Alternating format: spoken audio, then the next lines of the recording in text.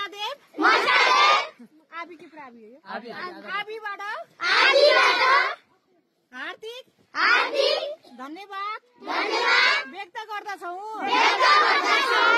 हात उठाएर जय 1 रुपैयाँ अभियान